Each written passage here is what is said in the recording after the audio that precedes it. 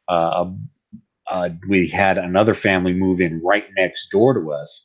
And the father, Bob, was Army reservist, and he played military strategy games. And his son, one of the smartest men I've ever known in my life, and he was a genius back then. He played him too. So, hey, they were next door neighbors now. I've got an interest in World War II. He's playing this game called Squad Leader, which is, hey, I get to play World War II, pushing counters around a map. Yep. And I was just hooked. And things kind of went downhill for me from there. But yeah, that's kind of what got me hooked into it. And I just started, consuming everything I could, buying everything I could. And when you're, junior high and get, $2 a week in allowance, you don't get any games. But, Christmases would roll around, birthdays would roll around. And, I kept with it all through junior high and high school. Yeah, I was a loser geek. I was one of those nerds. I was chess club, Dog. And right after that, I went into the service. I went into the military pretty much right out of high school. And again, hats off and thank you very much to your service to our country, and the same with Dog Sidious. If you're not aware, they're both veterans of the United States military. So hats off. Not a lot of people do that. It takes a special kind of person. So thank you very much. Which reminds me, Dog, what was your rate? Because I know you were Navy as well. I was BT3. Boiler tack. Yeah. Oh God, you were a snipe. I was a gunner's mate. I was one of the last boiler techs, I believe. So they ended up converting everybody to machinist mate by the end of it. So I was on the John F. Kennedy. Oh, you were in a carrier. Probably one of the last convent. Yeah, it was a little rough. A little rough around the edges. When I got to her, she was in Philly. And, awesome stuff, man. Yeah, so I was in Philadelphia for close to 2 years. That is awesome. So it was great because I got to go to a lot of ball games there, and at the vet, and it was like showed your military ID, you got in for $1. So and the Phillies were kind of hot at that time. They had like Lenny Dykstra and Darren Dalton was on the team, and they had decent teams. That's good teams. So Devin, you were a gunner? My rate was gunner's mate guns, and so that meant basically I worked on naval gunfire systems.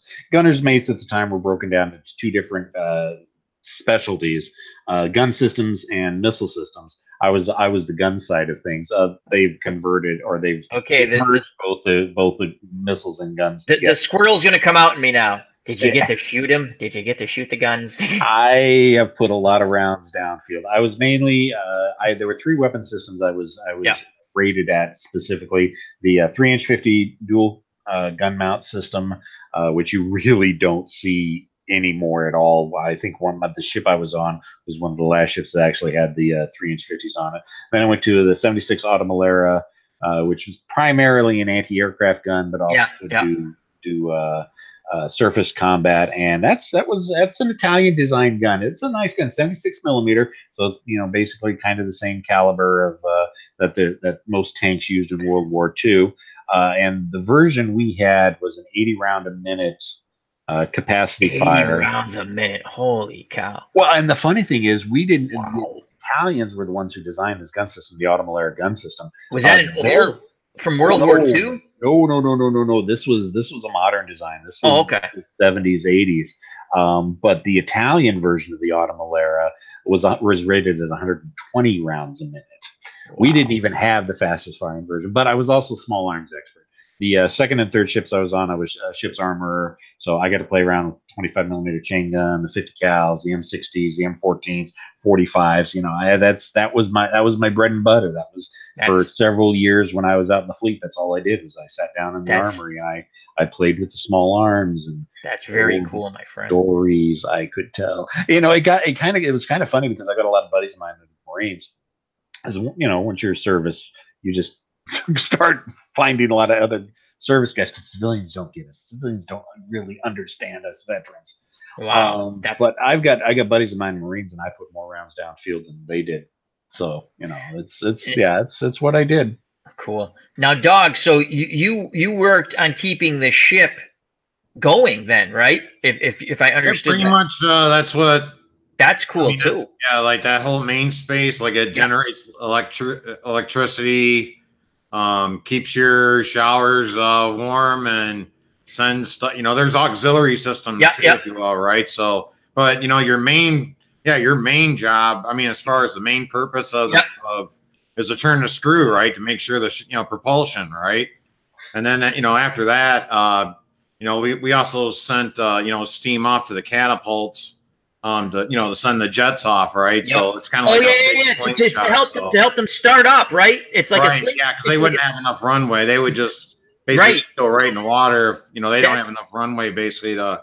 That helps. Yeah, they're hooked on that, and then you send it was like 1,200 psi, of superheated steam basically, right? And it just catapults them off, right? So I busted my butt kind of to get on into the console areas because that was air conditioned, right? So, so I basically just sat in front of a console board, right? And I had just a bunch of pressure gauges and things of that nature, right? Water and fuel and and then there's a valve there too, basically, right? And but basically, when they're sending those off, you're actually on the headphones with the guy up top there because you're just basically watching to make sure that, because once they send them off, right, that steam's at 1,200, right? So that gauge will be right perfectly there, but then it'll pop down and you'll know they sent one off, right? And then do you have to bring it back up for the next one to make sure? It'll be an automatic by that, but it'll be an automatic by that time. But once that happens, and you'll hear the blowers kick up and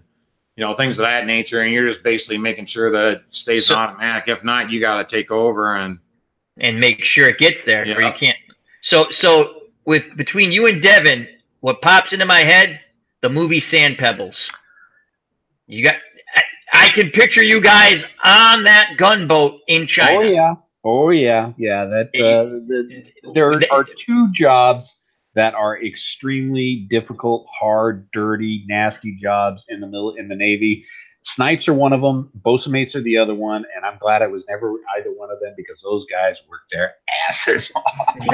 But yes, Sand Pebbles is probably one of the most premier movies that focuses on, just small boat operations. The old it popped in my head. I'm sitting there going, I'm listening to you, yourself, Devin, and my other good friend Dog, and I'm thinking I can see you guys on that boat with Steve McQueen. I can see you guys, and I'm like, God bless you guys. Hats off, bravo, service to the country. Again, some people might say, oh, whatever, but I think it's a big deal, and I just want to say thank you. So it's not placating you because you're my friends. It's just truly thank you. That's not something. Out of high school, I was recruited by one team, the Coast Guard Academy, and I almost signed up for that. And they said, "Well, you're going to be on an icebreaker." I said, "Where?" I go, "That's cold." And I went, "No." I said, "That's cold over there, man. I don't want to be on an icebreaker." So, but hats off to you. Great stuff. I didn't mean to, because I wanted to. Those are fun stories. I don't know if everyone's gonna. I appreciate, and I think the chat appreciates, and people who will watch later. That's just awesome stuff. And again, I picture you guys on that gunboat in the late 1900s or late 1800s, early 1900s, early 20th century in China with Steve McQueen and Richard Crenna, the psychopathic captain. But thank you very much for sharing that stuff. That's awesome. Yeah, I'm not sure if I've seen that one. Oh, Sand Pebbles. Oh, you have to check that out. Sand Pebbles. Yeah. Steve McQueen. That one down here. Steve McQueen. Actors, of course. I know Steve McQueen. Richard Crenna. Is it Crenna? Richard Crenna. And then the really, she had her TV show. Candace Bergman. Oh, Candace Bergman. Yeah. Okay. Murphy Brown. She was Murphy, but she was a model. She was gorgeous when she was younger. Yeah, they talk about the PI, the Philippine Islands, pulling into Olongapo, and I've got stories that I could go on for days and days and days. I spent 5 years out in the fleet in the Pacific. I was part of We called it Operation Slick Pack. The Exxon Valdez oil spill. The ship I was on at the time was a true transport. We were up there as operating as cleanup crews. I was up there. I could tell you about being the bear gun for when the captain wanted to go on shore. We were pulling into Alongapo when Pinatubo blew. I was 25 miles away when one of the largest volcanic eruptions of the 20th century blew off. My ship was there, part of the evacuation. Yeah, I could go on for days and days and days with my sea stories. I'm sure Dog can too. If he ever saw anything but I'm sure we well, that's awesome. And I just want to jump to the chat real quick. Couple of things. Ken Castro says, I appreciate it, Al. His dad was in the Navy. Was a Navy guy in the Pacific Theater. And then Bubba Husky asks, do either of you have a full chest anchor tattoo? No. The only Great question, Bubba Husky. The only ink I got, let's see if I can show this off. Switch to right. The only ink I got, you can't. I see, no, you can see it. You can see it a bit. You can see it. Yeah, because I got this blinding light above me. Yeah. My high forehead. But yeah, that's tough to read though. Yeah, it's Norse runes. It's okay. Yeah, that's the only ink I got. I do have plans for others. I've got, a full forearm design I want to do. I got, a design over my chest. I got a half a dozen Navy tattoos I want to get. It comes down to, finances and finding the right artist. So, thank you for, I just got really, and when you're talking about that, I said, I'd like to ask, in my head it popped, I was thinking about it. I didn't tell you guys about it. I want to ask you about your naval service, and we have a lot of cool stories now I can ask you about on Chat with Al's or with Dog or whenever we go do it on other channels. That's really cool stuff, man. Thank you for sharing that. And good fun question by Bubba Husky. And Ken, once again, Ken Castro says he appreciates it all as his father served in the Pacific Theater. So, great stuff, gentlemen. Great stuff. Back to, so the military gaming is a lot of fun. It's the Monday morning quarterback of generals, right? Yes. Armchair generals. And you brought up a great point on your channel in one of your, I think it was on your channel. You had said, it might have been with, I think it was on your channel because then I mentioned it last week. You had said you didn't understand why the crossover between sports sims, especially people who play football or any sports sim, and with military sim games. And I thought that was really interesting because you're right. It's basically the same. You're using strategy. And I just want everyone to know that if we come back in another life, never have me in charge of anything naval. I am the worst naval battle tactician on the face of the earth. You put me in a land battle, I can figure it out. I might not always win, but I can figure it out. You put me on the water, you got to find the other people first. They find me first. My cruisers and ships are always too spread out, and I get annihilated. So, but what was? I know you said risk and the neighbors when you move to the new in the new state. Yeah, and your neighbors were into that. So, what was your next step up? Was it the squad leader game? Yeah, Squad Leader was actually the first real war game after Risk that I started playing. And anybody who knows tactical strategy games knows that Squad Leader is probably not the best game for a 6th or 7th grader to begin playing with because it's a very complicated, very difficult, very complete war game. And of course, it eventually even got more insane when they shifted to or started writing the advanced Squad Leader rules. In fact, Dan Greenwood, the guy who actually wrote down and penned the rules, he said, I don't know why I wrote it like this. No one's going to play this. This game is too difficult. But it is one of the most enduring war games out there. I mean, the rule book as it stands with the expansions, I think the last time I checked was 635 pages. It comes in a 3-ring binder. It's massive. There's only like 1 or 2 other war games rule sets that even come close to it. It's too much for me sometimes. I'm not really good at it, so I like playing much easier games where I don't feel like I'm giving birth to an accountant every time I'm playing. That's a fine line, and I'm on a much lesser circumstance, or if that's the right term, not the right terminology, on a much lesser end of that, I'm creating, hopefully, my own football game, right? I'm also modding my Fran Tarkenton game, and once I get that done with a few seasons or a few teams, like Super Bowl teams from a few seasons, and I'm actually going to give that to people if they want it via like Excel, because I can put the rules in and stuff like that. But it is, you try not to, I'm trying to think, like, don't make things overcomplicated. Now, military sims are a little different. You don't want to also, you want to have that step up from Risk or Axis and Allies, but you don't want to. I found, like, with just some sports, even PC games, I mostly play at PC, but when you overcomplicate something, I'm like, really? You really, and card and dice, the thing with card and dice sports games, when you got to go to too many charts and too many this and too many, it doesn't. That's why Title Bout, I love the game. I played it a ton as a kid. I own it. I still have it down in the cellar, the old Avalon Hill Title Bout. Yep. And they've come out with the second one. It's a nice game. But what Anthony's doing with Bleacher Bums Gaming, where he's using the dice for the simulation, it flows. In other words, boxing flows. Hockey, I remember I got basketball for Stratomatic. I hated it. I loved the baseball game, hated basketball. It didn't flow. You're looking at this, you're looking at that. I'm like, oh my God. It took me, again, I'm at a younger age. It took me 5 minutes just to find out the guy missed the shot. I'm like, oh, I hate this game. But so that's a fine line when you're, and again, if you enjoy a game, you don't find it,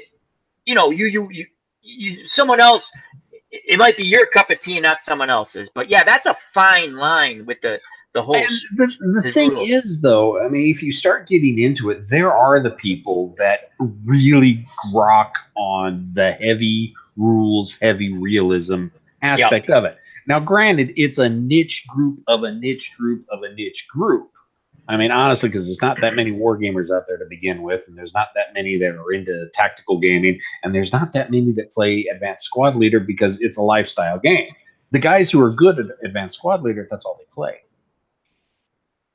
I can't do that. I don't want to be locked into one game. I want to play a whole bunch of games. So I have accepted the fact that I will always suck at Advanced Squad Leader because I don't want to devote the time to get really good at it, because then that'll be the only game I play. And there's so much other stuff out there that I want to enjoy. That's fun. That's funny you mention that, because that happens online with PC military games. Let's say like first-person shooters. There's a very realistic one. Now it slips my mind, but one shot, one kill. There's no miracle force fields and all that stuff. And that community, I'm not going to say they're a very friendly community or forgiving community when you try to get in a game and play, but they just play. It's funny you say that, because they literally play that one game. And I played for a while, and I decided I enjoy the game because I like the one, there's none of this. It's as real as a PC game can get. I'm not saying it's real. I'm just saying as a PC game can get. And I enjoyed that there's not some 12-year-old leaping all over the place with this laser automatic weapon. But the community was not very friendly. Well, yeah, you're going to find that in a lot of competitive computer games, and honestly, you're going to find that in competitive tabletop. Anything. Yeah. But I also play a couple of World War I shooters where the community is much more friendly. And same concept, it's just they're a little friendly. I mean, there's trash talk, and you get the occasional dink in there that's going to say things totally off color, but it's fun stuff. So I relate. I understand what you're saying, where if someone really loves that one game, they want to get really good at it, that's the game they're concentrating on. But I'm like you. I like to be diverse and play a lot of different games that I enjoy. That's my yours and mine. That's our enjoyment. Different games. Some people, like you said, they focus on this one military strategy game, and it's like they know all the rules and they're hardcore. And there's nothing wrong with that. That's just not me. Yeah, no, it's like with my Advanced Squad Leader group up here in Seattle, the Seattle area Advanced Squad Leaders. We've got a couple nationally recognized ranked players that are part of the group up here, and I don't want to demean their abilities that and their time that they put into the game to play them, because I know it wouldn't be a challenge to them whatsoever. So there's a couple guys up there. It's like I respect your skills, but I don't want to disrespect those by it'd be like Bobby Fischer playing me in a game of chess. There's no challenge there. I'm not that good at it. So, but yeah, that's like there's a PC game. Oh God, something company. It's a sim game, and I watch people play that on Twitch, and I watched my friend played. He had played on Twitch a bit. They go so quick. It's a World War II, and I can't think of the Company of Heroes. Thank you, Company of Heroes. And I watch these people play insanely fast. I'm like, yeah, I'm not playing online. I'll just play with my, I'll play on my own pace, sip my cup of coffee. Even then, when you're playing against a PC, you got to go quick, which is fine. But I watch these guys play. Oh my God, they're so quick on their. But they've played, and then that's what they've invested in. That's what they want to do, and they're really good at it. And those games go quick because both sides know what they're doing, and it's just like okay, yeah, I'm still trying to build my guy over here. Where do you want me to put him? But yeah, it's like the old StarCraft and StarCraft 2, and yeah, I can't do those RTSs. I mean, I used to be able to, but it's like, all right, yeah, I'll just play the single player campaign, and I'm not even going to go online because I don't want to embarrass myself. Well, they can the online gameplay can be very addictive. My friend and I did a real-time strategy. It was Kingdom of something. And so you're playing people around the world, right?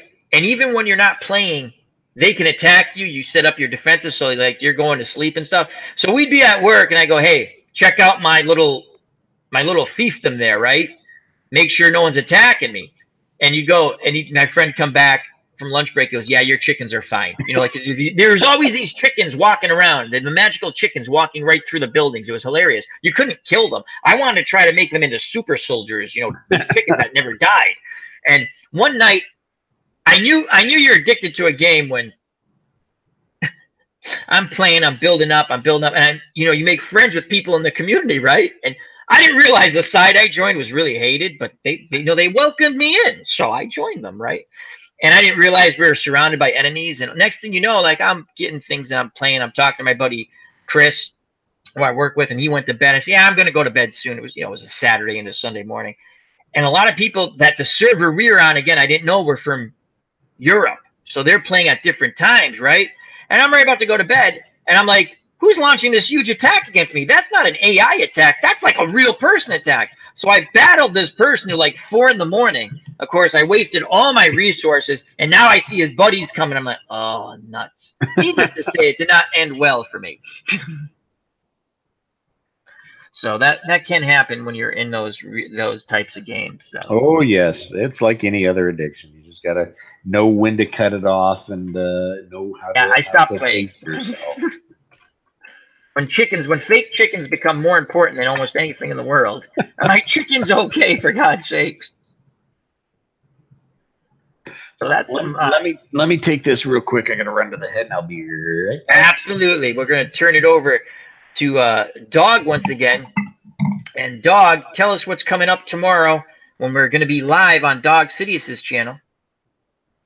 Yeah, it'd be another night of us four, so it'd be nice. I'll get to introduce Devin to the channel. So we'll yeah, like I said before, we'll talk a little probably college football in the beginning, and we'll lead into probably a little more gaming. I'm liking to get into this topic here, and because I'm bringing more gaming to my channel. I saw you went back to playing some Final Fantasy the other day when I was at work. I stopped by a little bit and listen. At work I listen. I can't really watch in case someone wants to. Yeah, I was fine tuning my sound. Apparently, you guys were having trouble hearing me over the music. Oh, yeah. It was a little loud. It was a little loud. So yeah, I tuned that down a little bit. So I should be ready to rock for Tuesday. So we'll do patch 4.4, Prelude to Violet, I believe it's called. So I got to watch the trailer on it, and that's that's Final Fantasy, Dog? Yep, Final Fantasy 14 online. So that game's been out for I want to say it came out around 2013. Well, Realm Reborn did, but it's an MMORPG, kind of your World of Warcraft games like that. But yeah, what do you give to its longevity? Because that seems like a really good community, and everyone seems to enjoy it. I've watched you play it, and there's a lot of people who play that game. Well, and I'm trying to think of. I mean, think about it right now. World of Warcraft is still going, and that's probably, one of the longest running ones, right? And I think Final Fantasy 11 even is still going, and I want to say that game came out around like 2002, maybe. Yeah. PlayStation 2. I don't know. You remember the PlayStation 2 at all? Oh yeah, I have them all. So yeah, I think that's what that game came out for. So, but yeah, like. Yeah, I spent a lot of time playing Final Fantasy 14 for the past 5 years. So, trying to get back into it a little bit. Hopefully, this new patch kind of brings me back a little bit, and I'll be able to play a little more on the channel. And well, you're very good at it. More live streams, or we'll play something else maybe. So, well, I think we're gonna do a little Dungeons and Dragons with I was kind of thinking about we'll talk a little sports, and we can talk a little gaming. If you guys want to talk some, whatever you guys want to bring up, really. Like I said, it'd be nice to introduce Devin to the channel and get a nice little flow going. And you guys know how we do it. So yeah, and remember, if you're gonna, and you should be there tomorrow with Dog Sidious's channel. And if you haven't subscribed to Dog Sidious or the original Grognard or Chris from Stratomatic Delaware or any of the other friends we've talked about, and links are provided in the chat and on the page, you should check them out and subscribe. These are the people you need to enjoy because they're good people. So Devin has rejoined us, and Devin, I just would like to talk a little. We had touched a little bit on the Battle of Dien Bien Phu. There's a few, because I know you're a historian of battles, of history, historian of history. That's kind of redundant, but of military battles throughout history. And what always amazed me, and we talked about it briefly last Saturday, the Battle of Dien Bien Phu in Indochina.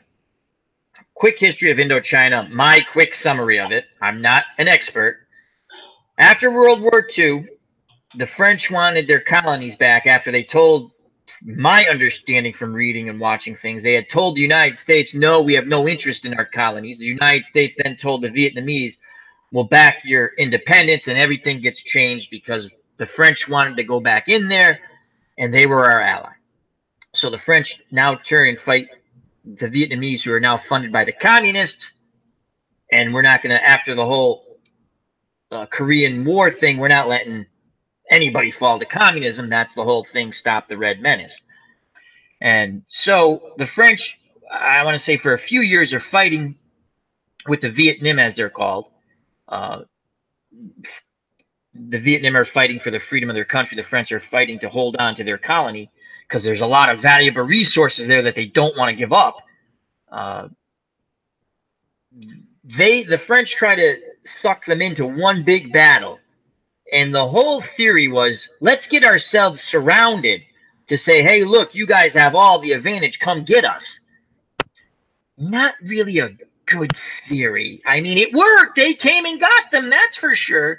But they basically put 10,000 paratroopers into a valley called Dien Bien Phu with an airstrip, and they thought they could supply it by air. And none of that worked. And it just, the underestimation of the enemy was just incredible to me. What are your thoughts on that whole idea to pull the enemy into one big battle and to be horribly outnumbered? They really underestimated their opponents, the Viet Minh. Well, the idea itself isn't that bad of an idea. If you look a few years later, the U.S. Army started using the same thing when we started our involvement in Vietnam. Right. The problem was enough time had passed that we had gotten smart enough to not set our shit in the middle of a valley, but we're going to set them on top of hills. We had perfected. Well, we had Air, perfected air strategy. the air strategy and Yeah. the air mobile with helicopters had really advanced, and that was basically the whole air mobile concept Yep. behind our policy in Vietnam, is that, hey, we got these helicopters, we can move these formations all over the place. It's a jungle, we can't run armored formations through it real well or too quick. So and the fire bases were all usually mutually supported multiple Of one times another. over by other fire bases. Yep. And other artillery. Plus, we had, overwhelming air support, Superiority. Yeah. and air superiority. The French didn't have any of that. They were relying on their elan of being, we are the French Foreign Legion. We have French paratroopers. We are some of the most. Hang on a sec. And Devin will be right back with us. But the gist of it is, they put these paratroopers, 10,000, into this valley, and they're going to supply them by air and with the airstrip. They were outnumbered 10-1 by the time that battle started. They did not have any of the high ground. They were totally surrounded by mountains, and the Viet Minh were able to bring up heavy guns and dig them into the mountains that the French air reconnaissance could not even find. And the French had always hoped that the U.S. would intervene with heavy bombers and bomb the mountainside, and thus they'd win. They thought they had, supposedly, from what I've read and seen, some sort of handshake deal, and that never materialized. Devin is back with us. Hope all is well there, Devin. I was just going through what the French thought was going to happen that didn't happen. So,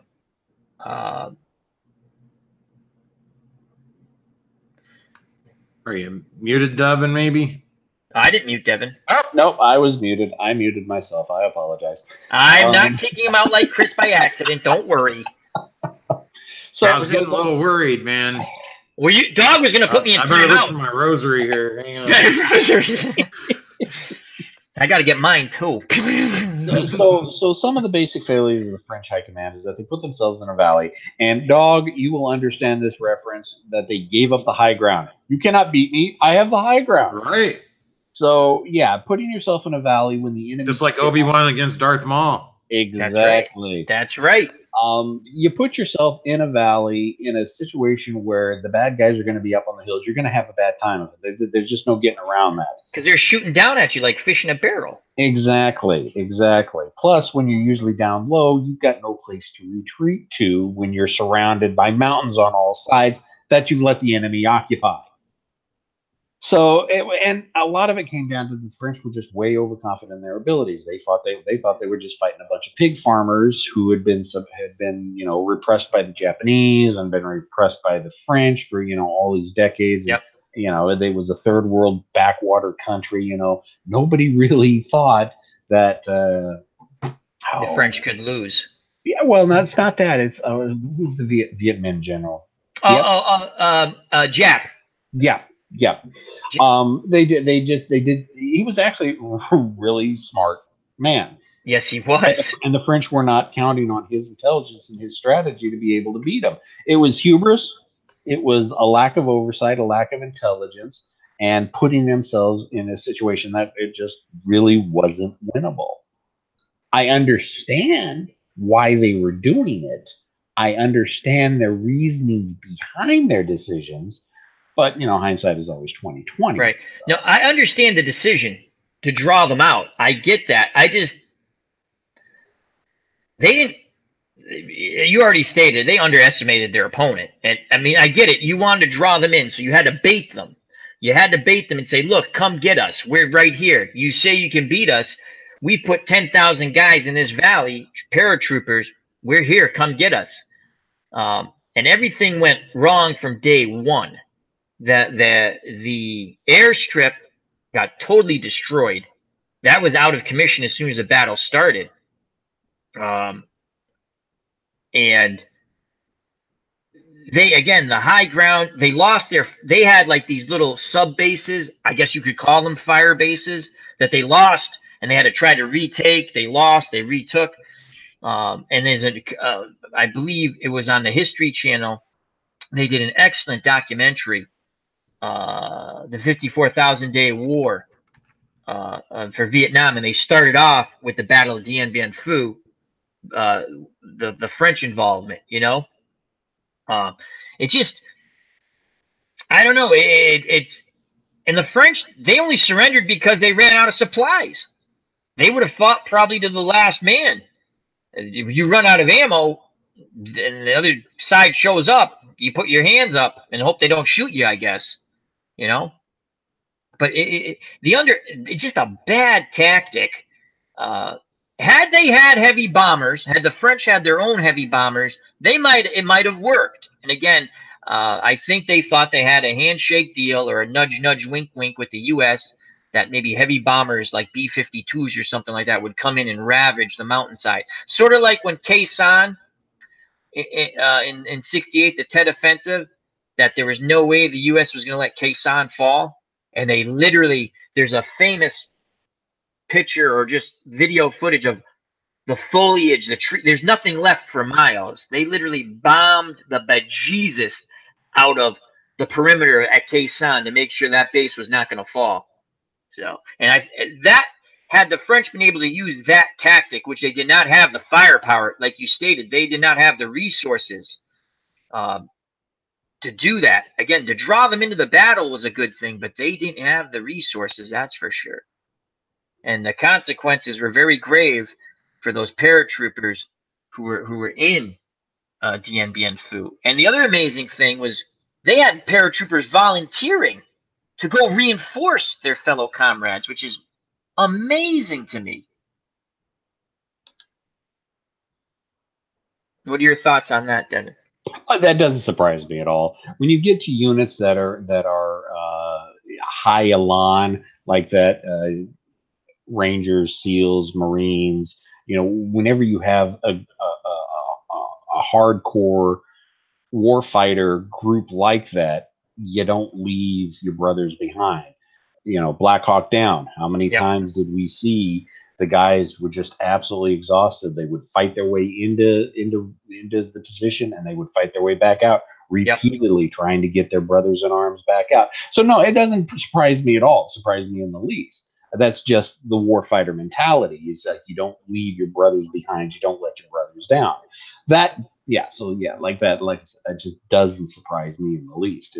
I expect that, especially when you have, like I said, a high elan fighting formation like the French paratroopers and French Foreign Legion. Yeah, they were tough.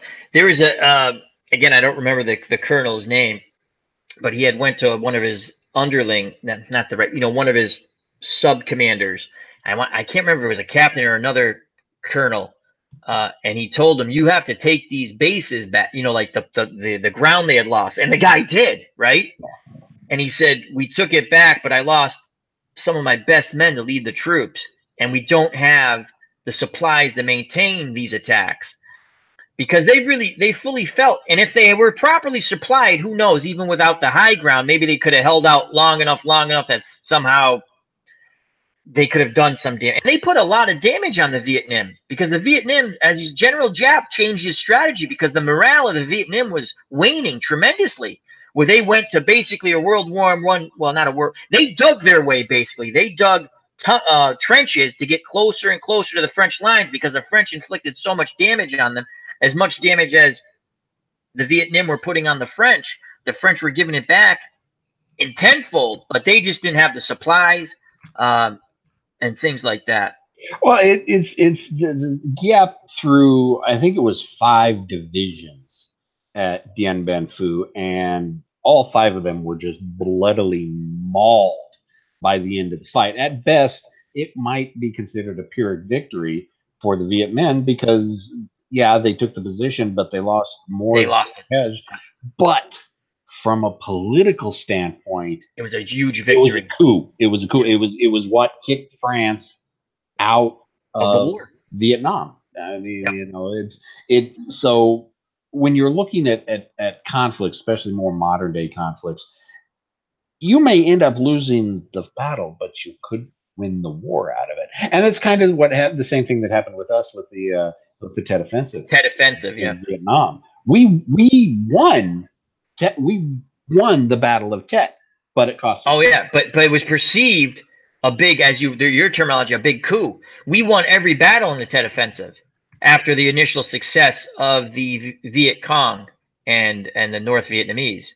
We drove them out of every position, but the media portrayed it. It was a media victory. Vietnam was unpopular to begin. Yeah, exactly. I mean, it was never popular to begin with, and that was just the excuse that was needed to, like, all right, we need to get the hell out of here. We can't win this. And that was, I remember seeing Walter Cronkite reporting on. That's a very famous footage. Very famous. Right. Him reporting that, and in this reporter's opinion, we have lost the Vietnam War. Yeah. So and not to point to any one thing, but I think that statement that he made to the country, that was one of the final coffins that really, the nails. Yep. Yeah, one of the final nails in the coffin for because honestly, if we wanted to win that war, we could have. Oh yeah, but we, again, I wish wars were never fought. But we fought with some of the stupidest self-imposed rules, and if you're gonna go, unfortunately, and fight a war, don't. We had these self-imposed rules. I mean, it made no sense. Yeah, the rules of engagement. Not to get too heavily political, but if you're going to get into a war, and General Sherman, Union Army during the Confederate War, kind of epitomized this. War is hell.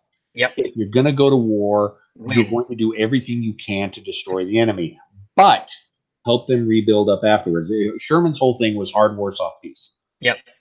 So you do everything you can to gut the enemy as hard as you can and as bloody as it is, if you want to win it. But you help them rebuild afterwards. We did it in World War II with Germany and Japan. We did it in Korea with South Korea. South Korea, yeah. But the problem is the politicians get involved and they start adding in these rules of engagement. And if you're going to go to war, don't hamstring the soldiers. Let the soldiers do their job. Yeah, this is just my opinion. But when they get involved, again, never want to see a war. Unfortunately, sometimes they happen, right? When they come up with these, my opinion, asinine rules of engagement, you're causing more harm to not only the troops, right, but the civilians, because the longer it goes, again, my opinion, the more casualties there will be. I don't get it, but I never could understand. And part of that was reflected a lot in Vietnam because it was an unpopular war. Politicians wanted to stick their fingers in it. I mean, McNamara, I remember reading that McNamara would be sitting back and he would be picking out the bombing targets for the Air Force, their B-52s to strike. Why don't you let the Air Force intelligence decide which of the targets? It's funny you brought that up because, again, I like history, so I read and I watch things. I'm not an expert by any means, but I remember listening later on these interviews, like on History Channel, or it was actually on A&E, I think, before the History Channel. I think it's like a spin-off of A&E, I think. And they're talking about, we wanted to bomb this, and they're telling us, no, bomb that. And we're like, why are we hitting that? That is of no use. This is what we need to bomb. And then you couldn't bomb the North. But so their MiGs, their Russian MiGs, their Soviet MiGs could basically go to the safe zone, and you had to call out like your jet. Again, that changed somewhat under the next president, where he just wanted, let's end this thing, but we got to do it in a certain way, and that's another story for a different day. But the rules of engagement to me were asinine. You're just getting more people killed on both sides when you can end it quicker. And like you said, the U.S. could have won that war. And again, I wish there was never a war. Had the U.S., who told Ho Chi Minh initially that we back your independence, stuck with that and told the French, hey, we're not backing you. But they backed their ally, and then Ho Chi Minh got his aid from the communists. And that's probably what it was. Ho Chi Minh wanted his independence, and if the U.S. wasn't gonna get it, he came to the U.S. first. Yes. They fought with the U.S. against the Japanese. Yep. But we said no, we're going to support the French. So he said, okay, well, then that's when he went to the communists, because they were the Soviets. They were going to supply them. It's kind of it's just a really it's sad. It's interesting but sad because of what happened, But if you think, just to go touch on the battle one last time about Dien Bien Phu, had the U.S. intervened, right? Hindsight, right? Had they gone with the B-52 bombers and bombed the living daylights out of those mountainside, they would have inflicted such damage. I don't know. See, at the time, we didn't have that many bomber formations deployed in like Guam or Japan. Okay. Could have had that great of an impact. Dien Bien Phu really would have benefited more with close air support. I don't think the arc lights from the B-52s would have helped Dien Bien Phu. They wouldn't have helped. But had they had close in air support, like from the Sky Raiders at the time, or they didn't have Phantoms. So more like when we got involved, like what happened with Khe-Sanh, that type of air support. Right. B-52s are excellent at interdicting supply lines and just bombing the bejesus out of large swaths of territory. It's not good for pinpoint. No, you're right, because they're just dropping a ton of stuff from like 30,000 feet in the air. Yeah. So you're not getting pinpoint accuracy. You're not going to want B-52s to support a land offensive. It just doesn't work. You might hit your own guys too. But for example, had they had more aircraft, so a good example of close air support would be from We Were Soldiers, the Mel Gibson film. Yeah. When he declared Broken Arrow when they were so close to getting overrun. That air support would have benefited the French forces more than arc lights from B-52s. Good point. But the French didn't have the aircraft and the close air support capability. No. They tried to use what air support they had, but didn't put enough damage on them at all. Yeah. I mean, they did. They did put a lot of damage. Just Jap again, General Jap, very smart. One of the best military minds. To change his tactics again, they would try to overwhelm Dien Bien Phu with artillery and wave after wave, and that didn't work because the French Foreign Legionnaires did not turtle. They were going to fight to the bloody end. They're surrounded. There's no place to go. What are you going to do? And they're, like you said, well trained. They're not bashful or shy, but they put on such a licking on the Vietnam that General Jap changed his tactic and went to the, let's get in close. They can't use their, we're going to get in close and tunnel to them. So anyway, thanks for that. Was a lot of, I appreciate you, talking about that with me. I could talk forever about that. But another battle, and this goes back a little farther, the Battle of Isla Duana. Again, it's the underestimating of your enemy. And one of the lines, I don't know how accurate it is in the movie, but they do. The British do separate their forces when they go into Zululand because they just have no. Yeah, we're gonna steamroll these guys, and they're in the movie, which was from what I saw from the History Channel and read a bit. It's fairly accurate. I don't know if the reporter actually asks the question to the general's aide when he says, "Why are you separating your forces when you don't know what's out there?" And the guy basically says, "Well, if we were fighting a modern army or a European army, we wouldn't do that. But we're fighting, these guys with spears, basically." And then the reporter says, "Well, I hope you're right," because it was like the reporters are there reporting like it's a sport, for God's sakes, But what are your thoughts on that battle? The Battle of Isla Duana, I think it was Lord Chelmsford. I never forget that guy's name. Because he got a lot of people killed. Now, whether they would have, had they not split their forces, had it made a difference, I don't know. Maybe they all get killed. But what are your thoughts on that with the pure arrogance of, like, again, from the movie and what I read, more from the movie, they give you the side, the way it seems in the movie, and they don't really get into this. There was a political divide on whether, like, one side basically says, why don't we just negotiate with them and try to get what we want that way, and another side says, no, let's just go take it, and the Hawks won. And in the movie, they kind of play off everyone who dies were basically like the guys in command were like, yeah, we should have never gotten this. That's the movie. I'm not saying it's accurate. I'm just saying the way it's portrayed in the movie, because I have not really come across that. I know there was a political divide, but in the movie, they play it off like all the guys who said we're doing this wrong got killed. So, what are your thoughts on the Battle of Isandlwana? Well, again, it comes down to over arrogance on against of a superior technology force against backwoods farmers. Basically, you kind of got to understand Victoria era England at the time, that they were still in the throes of Pax Britannia, and they were, they had basically been losing all their colonies for, the last couple hundred years. They lost the states, they were in the process of losing India, so they were really very desperate to try to maintain, Pax Britannia, Rubritania, the British stiff upper lip, because at the time they were the world superpower.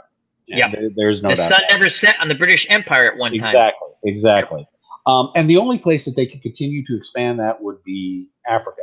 So they felt that it was a imperative for them to do what they could to expand British colonial rule, right or wrong. Not going to get into that argument about it. And the only place left that they could really do that would be Africa. So that's why they were so intent on colonizing whatever parts of Africa they could, because they were also, at the time, you got to remember, the Dutch were in the middle of doing it. Germany was in the middle of colonizing Africa at the time. The Portuguese, everybody was doing it because it was new land. It was, the Americas had already been claimed. South America, Central and South America, they were already established. So really, the only unclaimed land at the time of Victoria England was Africa. And you also have to understand that at the time there was, I don't want to call it white guilt, but it kind of was white guilt of the white man's burden to uplift these savages to modern education. And the only way we can do that is if we go in there and make them do it. Now, we lost Devin. Al, what'd you do? I didn't do anything. I was being. See, Dog almost put me in timeout, Devin. Dog almost put me in timeout. See, my hands are here, Dog. No, that was me. Okay. But you're suspect. So they had this idea that they needed to elevate the savages, right or wrong. I'm not going to debate that. I don't judge what happened in the history. I wasn't there. I don't live in their boots. This is just right. The way just talking about it. Exactly. So really, you have a bunch of savage. In the eyes of the English. In the eyes of the English, these savages who, ran around in the savannah and they fought wars with spears. Well, the British have got rifles. Rifles are better than spears. Technically, they probably should have looked at, the lesson that the Indians gave Custer at the Little Bighorn. Exactly. But, whatever. So yeah, it was a large part of British arrogance, British desire to see the empire continue and thrive, and overestimating the enemy's abilities. Long story short, at the end of the battle, the Zulus took horrendous casualties. Yes, they did.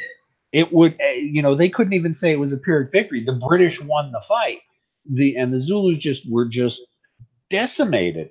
And I mean this in the modern day vernacular, not the old Roman vernacular, which decimated every 10th guy. Yep, every 10th guy. Yep. Yeah, the Romans considered decimate 10%. Today we're looking at 60 to 70% for a decimate. But it still gave the British Empire a bloody nose, because they did lose Isandlwana and they almost lost Rorke's Drift.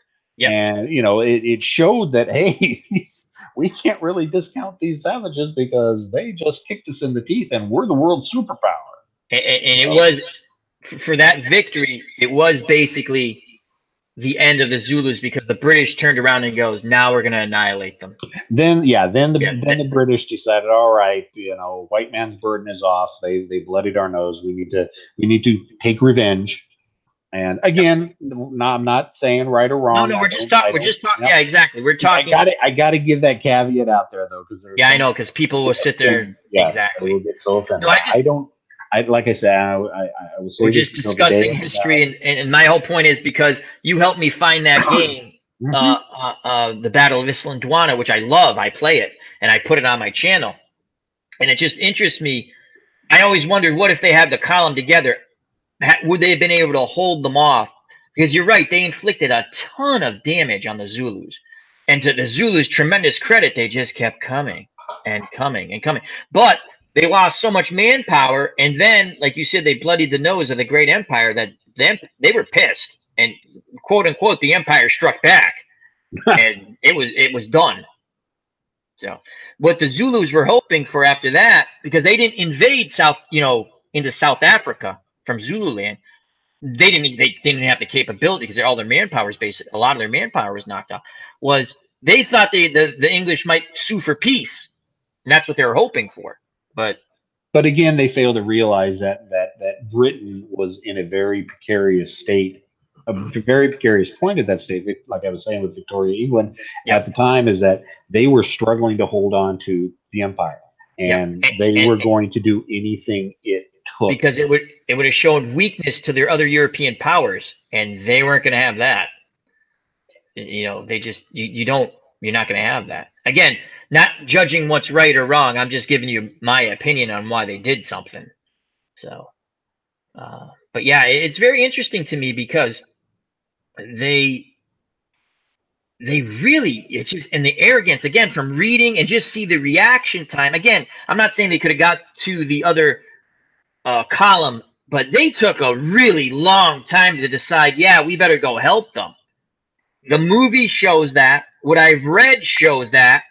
What I've seen in documentaries shows that. Again, it's not like an easy thing just to sit there after you set up camp to turn around and go, okay, now we're going back to the way we came. But, by the time they get there, it's over. And the other thing that amazes me, Devin and Dog, they literally had the ammunition that was to be supplied to each company was set. There's a separate in ammo dump. That's not the right where you get your ammo from. Supply depot. Yeah, the supply, and you had to go to the exact one. And so now they're in the heat of battle, and guys just want ammo, right? Wait your turn. And that the reason why they know that was accurate, because there was so much. Even when they try to blow it up at the end, there is so much ammo left. They're like, how did they not use all this ammo? How did they run out of ammo? Because they couldn't think on the fly, those guys. Not all of them. I'm not the regular lieutenant or sergeant. They could think on the fly. They're like, go get more ammo. The guy'd come back and say, they're not giving us the ammo. We got to wait our turn. He goes, tell them what the hell. Do they not see what's coming? We're all going to die. Go get the ammo. And then it was all screwed in. I mean, it was just a blunder. That was the biggest blunder ever. Because they, again, when the other column comes and they recreate, like they do the detective work, how did it go wrong? Even in that day and age, they want to know, how did it go wrong? There's a ton of ammo left. Now the Zulus had taken the rifles off the dead bodies. They took as much ammo as they could carry, but there was still a ton of ammo. Because at the end, the people in charge of those ammo depots, that basically wagons, your responsibility is not to let that fall in enemy hands. They're trying to blow it up at the end. They're throwing, fire on it and trying to run away, and it just amazed me I know they got caught off guard. I get that, but they just not well fought. The other thing was amazing that they were all, the boxes of ammo were all screwed in. So they weren't even prepared. They didn't think they were going to, the famous line in the movie, and again, you don't know how it actually happened, but you have to assume, because they sent people to the other column going, hey, hurry up, right? Come help us. That, go tell Lord Chelmsford, we found his battle. Now he needs to get his ass over here and help us because we're horribly outnumbered. And so they got totally caught off guard. And again, then the Rorke's Drift. Now, do you think those Zulus retreated from there because what was left of the column was coming? No, I think that they had just had enough. They had tried how many wave attacks? They just could not take that little. break the walls. Well, they did get into the hospital, but Yeah. every time they broke the line, they were immediately repulsed. And I think it's just they just got wore down. And it's like, we've taken grievous casualties. We can't rely on being able to take this position. We're done. We're out of here. I mean, it takes either a brave man or a stupid man armed with a hide shield and a spear to run at a gun line. Oh, I know. It's incredible. When it comes to the Zulus, that's bravery. That is tremendous bravery. And the tremendous bravery of the defenders at Rorke's Drift and even at Isla Duana. At Rorke's Drift, they're, again, horribly outnumbered. And to literally, they put a platoon of guys together that would bayonet charge into any breach. I mean, okay, we're outnumbered. There's like 14 of us or whatever, 20. We have they all had their bayonets fixed. It's basically when they breach here, you charge into them. And that's what they did. And they would push them back and hold them. And I think they held out for 2 days or a day and a half after wave of Zulus. And Comics with Bueller has joined us in the chat. A wonderful channel. Check that out. Comics with Bueller. He was just at the Comic-Con in his area in the Pacific Northwest. Great interviews. Check that out. Comics with Bueller. That's a must subscribe. I consider him a member of our community now. So anyway, I just want to give a nice shout out to him. He's always very good to our community. So thank you very much, Comics with Bueller. Anyway, those are some of my thoughts on the Battle of Isla Duana in the aftermath. Again, they bloodied the nose, and then the English took them seriously, and that was it. It was done. Sadly, again, they probably could have negotiated for what they wanted, but they chose the way they chose, and that's what they chose. The other thing that's a little interesting, and I think it came later, General Gordon, Sudan. That's after. I believe that is after the Zulu conflict, or maybe at the same time. But that was an interesting. I don't want to get too much into that. It's not really. But they sent General Gordon to try to calm down the Sudan without an army, and he got killed there. But it's another political kind of. If you read into that, they kind of sent General Gordon there because he was a pain in the ass. And he wasn't even part of the military anymore, the government. They just send Gordon there, and hopefully he doesn't get killed, because then, pull him out before anything. And he refused to leave. And he's like, "You're going to send me troops, or I'm going to die here with my friends." And he chose to die there with his friends. So, but that was another interesting. Well, a lot of that was also how Egypt was handling the rebels and handling their slave trade, and because they had the Sudan, correct? Because it was Egyptian. Yeah, it was Egyptian. Yeah, that was the Egyptians against the Sudanese rebels. Yeah, which again, very interesting. The movie plays it. I'm not gonna say played out, but they never really met in real life. The head of the I can't think of his I can't think of the name, but they actually corresponded, and it was the grandson or the son of the head of the I can't think of the guys, the Sudanese, but the Muslims said, yeah, Gordon would correspond, and they actually had a decent court. He's trying to say, don't do this. We'll leave peacefully. We'll leave the Sudan to you. Just don't, be a just ruler.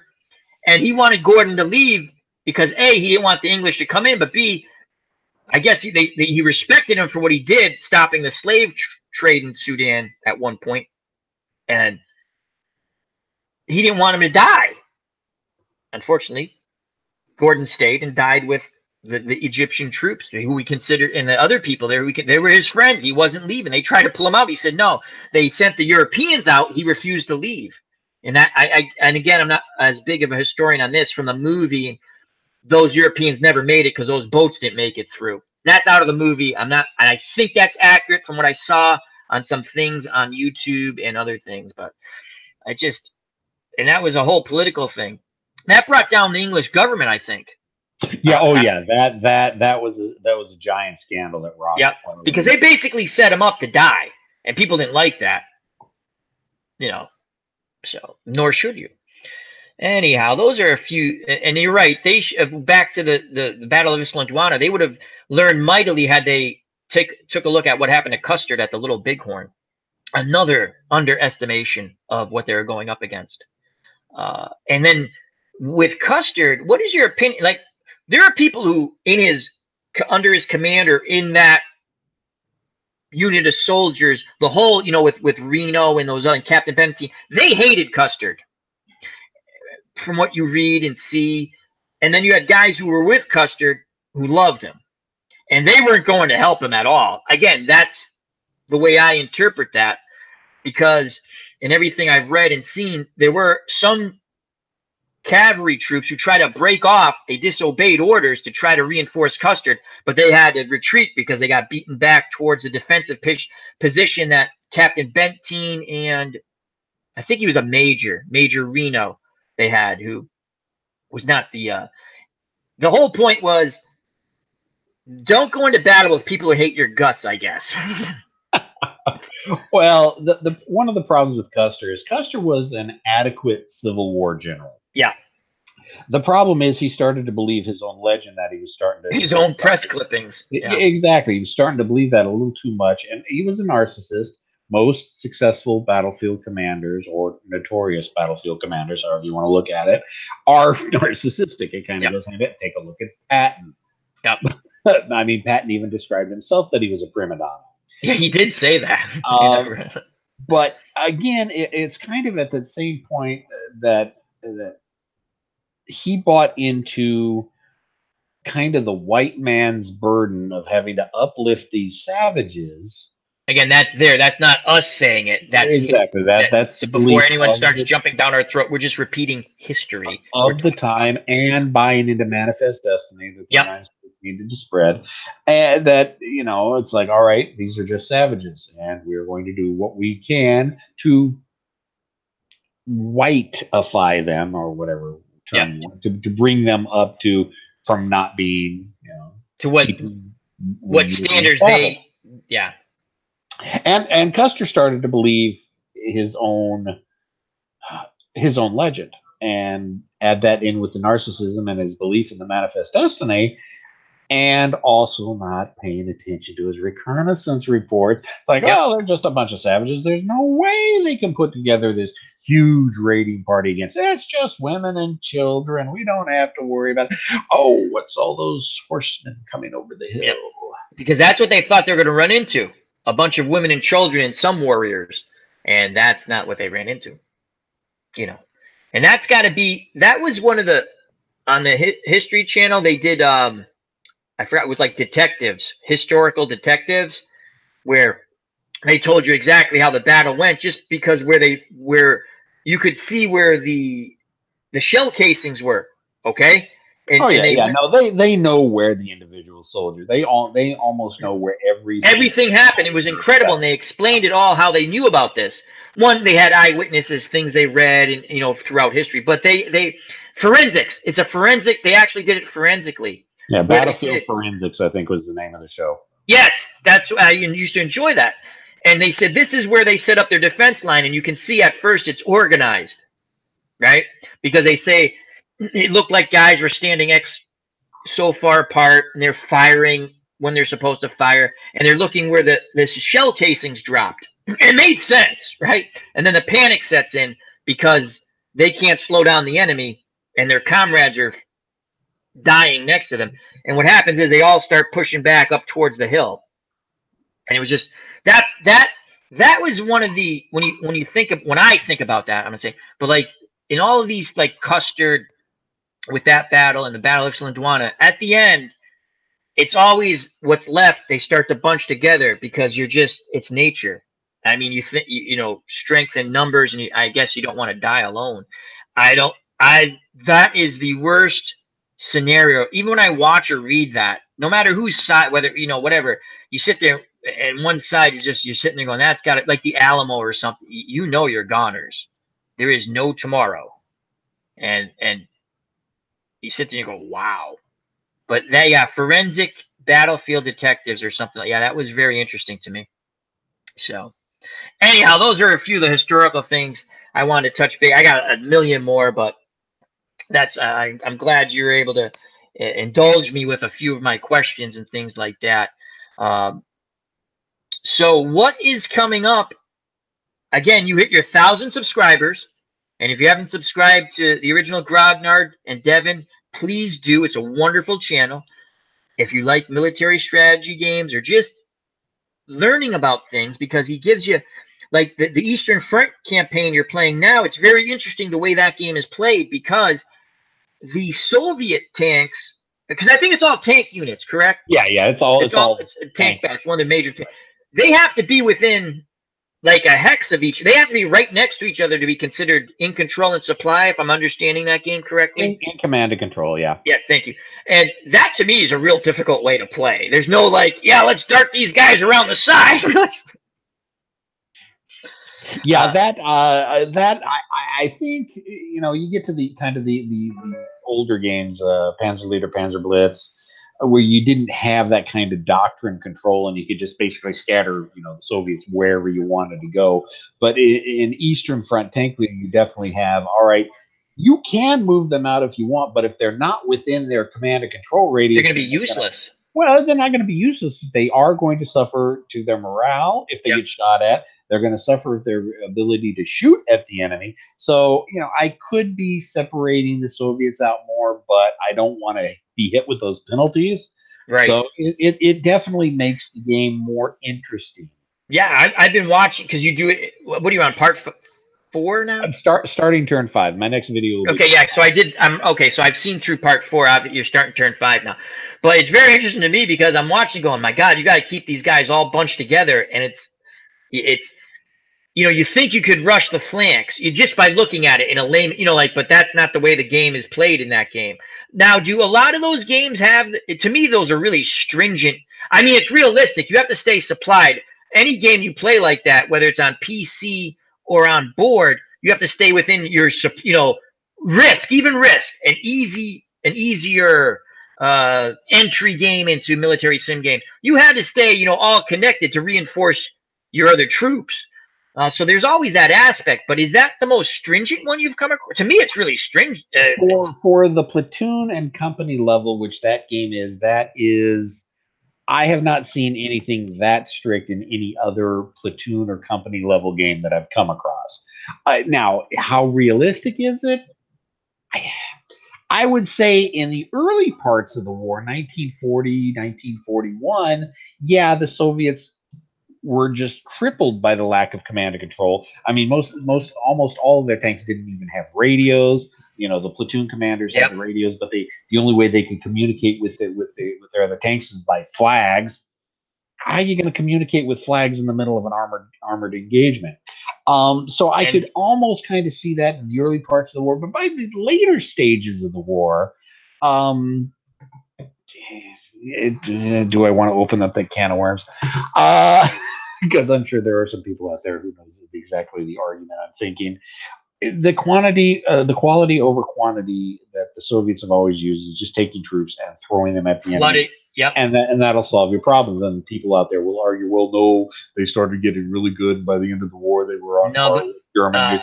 Yes and no, because they still had the numbers, no matter what. Yeah, and that's the thing. I mean, okay, yes, maybe at the lower levels, the company level, maybe even the battalion level, they were becoming veteran war fighters and could maneuver on the battlefield in a way similar to the Germans did. But it doesn't matter, because that wasn't the high command's point. The high command's entire idea was just bury the Germans in troops. Yeah. So whereas, yes, they may have by the end of the war been on par tactics-wise with the Germans on small scale, it didn't matter, because at the operational and the strategic level, the Soviet high command didn't care about that. No, they were just high command was, we've got 10 billion artillery pieces, and we're going to just roll over them after we shell the hell out of them.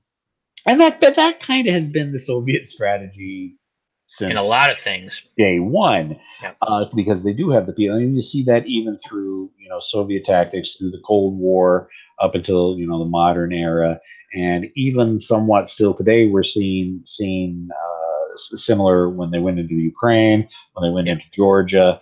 You know, it's basically bury the enemy in numbers. I can't say how effective as individual warfighters they are. I'm going to have to say that, you know, they're not on par with our troops. But, you know, do they have to be when they outnumber us? You know, when they always outnumber their enemy? So, you know, I don't want to get into that whole can of worms because there are people. No, but I understand what you're saying, because it's a tactic that even to prove a point that point is fairly accurate, in my opinion, is look how in the Korean War, how the North Koreans were trained, right? Flood and get around and encircle, you know, the flank, outflank them, destroy everything you can again. Now, again, it's a little different, but it is they were trained. Everyone thinks they were trained. They're mostly trained by Soviets, not really by the Chinese. I mean, almost all their equipment was Soviet equipment, not Chinese. The Chinese jumped in the war, you know, but it's really Soviet training in the initial. There was a lot of Soviet advisors there.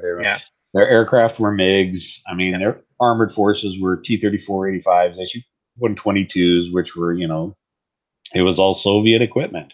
And, you know, they had the AK-47s and RPGs. So, it was more, North Korea at the beginning of the Korean War was definitely more influenced by Soviet training and tactics. Oh, absolutely. Than by Chinese. Now, granted, the Chinese and the Soviets share a lot of similar tactics. I think the Chinese probably don't emphasize as much on burying the enemy in artillery beforehand, but you know that still both are very large countries with very large amounts of manpower, and so you don't have to worry about, you know, it's like, all right, just throw 10,000 at them. Oh, they're dead. Just go ahead and throw another 10. Yeah, it was flooding the flanks, at least in the Korean War and things like that. So, all righty, well, Devin, thank you very much, and I'm going to tell us what you want about your channel once again. Then we're going to go to Dog to give us the preview for tomorrow on Dog Sidious's channel. Devin, thank you. Dog, thank you very much. Devin, I'd like to have you back on, talk some more history. It's something I enjoy. Definitely. Or whatever you'd like to talk about. You did me a favor. I have so many questions and things I want to bounce off you, but I could talk till 5 in the morning about this stuff, and it'll be me and you by ourselves, and that's fine. Oh yeah. But so Devin, just tell us again, congratulations on 1,000 subs. May you keep growing, because you're a wonderful channel and a wonderful part of our community. I hope you feel part of our community, because we definitely, and we want you here. And just again, congratulations, and please check out the original Grognard, Devin, the original OG for military strategy sims, some sports sims, and again, tell us what's coming up on your channel, and again, like you did on the way in, give us the same thing on the way out, and then we're gonna go to Dog Sidious, and he'll have the final word before I do my thank yous and goodbyes. All right, well, just like we were saying earlier, if you like old school hex and counter simulation, war game simulations, go ahead and check me out. That's kind of what I do. It's my bread and butter. Right now, I'm going through doing a playthrough of Eastern Front Tank Leader. It was a game that West End Games designed, released in 1986. After that, I'm probably going to do a little bit some football simming. I've been wanting to get back to that. Then after that, I've got a air-to-air miniatures game that I need to get onto the table.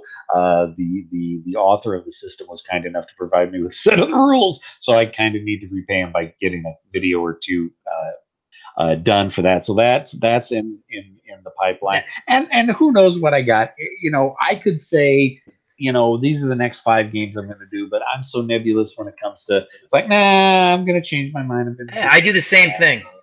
So, but right now, over at my Facebook group, the original Grognard over on Facebook, I'm doing a after-action report. I'm doing a playthrough of John Tiller's computer game of Sea Lion 1940, which was the German invasion of the British homeland.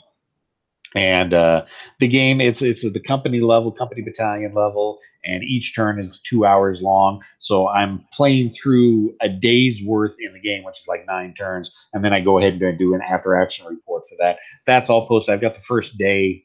And what is your Facebook? I'm not on Facebook, but I'm saying, what is your Facebook? Oh, it's the original Grognard. Okay, original At Grognard. Facebook. Yep, it's the original Grognard over on Facebook, and it is a closed group, so you kind of got to get Permission. I gotta approve it, and if you're not really don't have much in the war game listed or sports gaming or anything like that, probably should send me a note, say, hey, this is where I'm coming from, because I don't want spammers or trolls to get into the group. Exactly. But I should be getting another after action report for the second day. I'm playing as the German invading forces. I mean, Operation Sea Lion is a hypothetical invasion. Well, the Germans had the plans for it. They just didn't get. They didn't do it. It was impractical. I mean, Yeah.